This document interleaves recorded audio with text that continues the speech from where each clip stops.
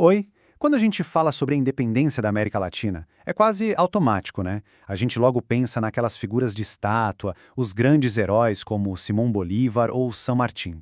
Mas olha, a história real é muito mais profunda, sabe? É bem mais complexa. Foi, na verdade, um imenso mosaico social com vários grupos lutando, cada um com sua própria ideia do que significava ser livre. Vamos mergulhar nessa história juntos. Essa frase do Eduardo Galeano, ela é forte e resume perfeitamente a tensão que está no coração de toda essa história. A luta pela independência não era só sobre liberdade política, não. Era também sobre quem ia controlar a riqueza e, no fim das contas, o destino do continente depois que os europeus fossem embora.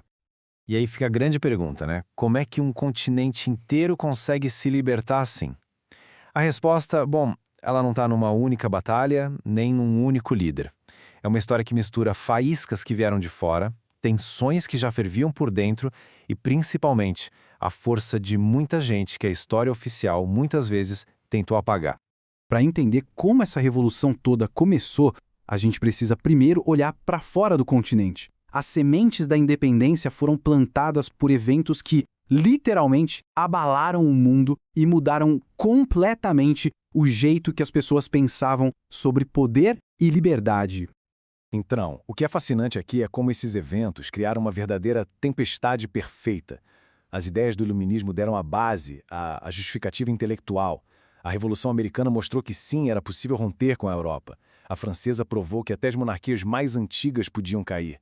E a invasão de Napoleão à Espanha, essa foi a gota d'água. Foi a grande oportunidade. Com a metrópole em crise, as colônias viram a chance de agir. Mas claro, essas faíscas externas só pegaram fogo porque o material aqui dentro já era muito inflamável. Dentro das colônias existia uma divisão enorme bem no topo da pirâmide social. Um conflito que estava prestes a explodir. Isso aqui ilustra perfeitamente qual era o motor da rebelião da elite. Pensa só, os crioulos eram os donos da terra, tinham o poder econômico, mas se sentiam como cidadãos de segunda classe na própria casa. Todo o poder político de verdade ia para os chapetones, os espanhóis que nasceram lá na Espanha. Esse ressentimento, essa frustração, foi o que empurrou a elite local para o caminho da independência. Agora, seria um erro gigantesco pensar que essa foi só uma briga de gente rica. A força real dos movimentos de independência veio de baixo, sabe? Veio de exércitos de pessoas que não lutavam só pela independência política, mas por uma transformação social de verdade. Então, o ponto central é esse. Para indígenas, mestiços, afrodescendentes e mulheres, a palavra independência tinha muitos significados. Significava o fim da exploração, o acesso à terra, igualdade de direitos e, para muitos, o fim da própria escravidão. Eram sonhos diferentes. O caso do Haiti é único e transformador. Liderados por figuras como Toussaint Louverture e Jean-Jacques Dessalines, os escravizados não só se libertaram, eles criaram uma nação. E isso mandou ondas de choque para o continente inteiro. Surgiu um fenômeno chamado haitianismo, que era basicamente um medo profundo das elites de que uma revolta parecida, liderada por não-brancos, pudesse acontecer em suas terras também.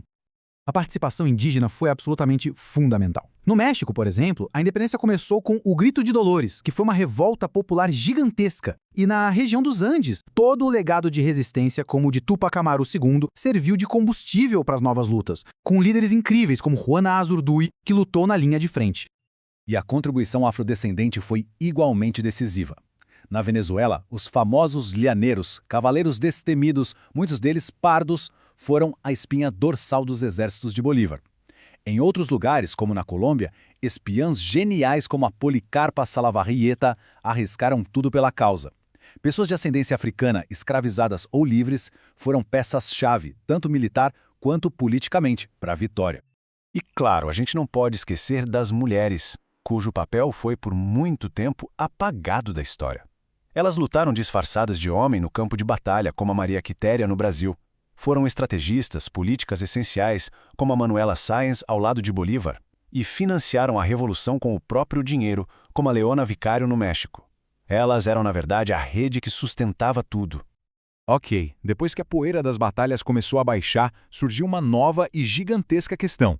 E agora? O que vem depois? A América Latina vai ser uma grande nação unida ou um continente dividido em vários países? Bolívar tinha uma visão grandiosa. Ele sonhava com uma América Latina unida, que seria uma potência no cenário mundial, sabe? Capaz de se defender do imperialismo europeu e do que já se desenhava vindo dos Estados Unidos. Era um projeto de unidade, de força. Só que o sonho do Bolívar bateu de frente com a dura realidade. Aquelas mesmas elites crioulas que lideraram as independências não tinham o menor interesse em abrir mão do poder para uma autoridade central.